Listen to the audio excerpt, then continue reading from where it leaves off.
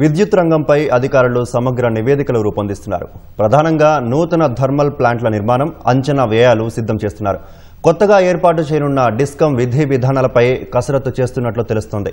హైదరాబాద్ను మరింత సుందరంగా మార్చేందుకు అండర్ గ్రౌండ్ కేబుల్ నిర్మాణం చేపట్టాలని రాష్ట్ర ప్రభుత్వం యోచిస్తోంది. అందులో భాగంగా యూడీసీ నిర్మాణ అంచనాలు రూపొందిస్తున్నట్లు సమాచారం. రేపు జరిగే మంత్రివర్గ ప్రత్యేక సమావేశంలో విద్యుత్ రంగ అంశాలే ప్రధాన ఎజెండాగా ఉండనున్నాయి. ఆ భేటీలో విద్యుత్ రంగంపై పలు కీలక నిర్ణయాలు తీసుకునే అవకాశం ఉంది. రాష్ట్రంలో భవిష్యత్ విద్యుత్ అవసరాలకు అనుగుణంగా కొత్తగా థర్మల్ విద్యుత్ కేంద్రాలు నిర్మించాలని ప్రభుత్వం ప్రణాళిక సిద్ధం చేస్తోంది. అందులో భాగంగా రామగుండంలో 800 మెగావాట్ల స్థాపిత ఉత్పత్తి సామర్థ్యంతో థర్మల్ ప్లాంటు నిర్మించాలని భావిస్తోంది. ఆ ప్లాంట్ నిర్మాణ అంచనా వ్యయంపై రేపు జరగనున్న ప్రత్యేక మంత్రివర్గ సమావేశంలో చర్చించి నిర్ణయం తీసుకోనున్నారు. 4500 మెగావాట్ల పంపుడు స్టోరేజీ పవర్ ప్లాంట్లు, 1500 మెగావాట్ల బ్యాటరీ ఎనర్జీ స్టోరేజీ వ్యవస్థల ఏర్పాటుకు ఇటీవల జరిగిన మంత్రివర్గ సమావేశంలో ప్రతిపాదనలు ఇవ్వగా పలువురు అమాత్యుల నుంచి అభ్యంతరాలు వచ్చాయి. భారీ వ్యయంతో అప్పులు తెచ్చి కొత్త థర్మల్ ప్లాంటు నిర్మాణం అవసరమా అని కొందరు మంత్రులు నిరాసక్తత కనబర్చినట్లు సమాచారం.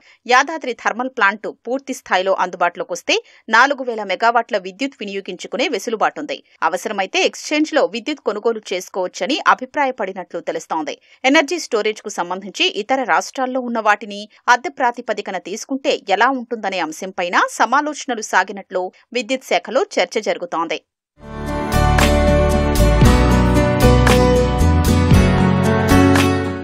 రామగుండంలో సొంతంగా ప్లాంటు నిర్మాణానికి బదులు ఎన్టీపీసీ నుంచి మిగిలిన 1600 మెగావాట్ల కరెంటు తీసుకుంటే సరిపోతుందనే అభిప్రాయం వ్యక్తమవుతోంది.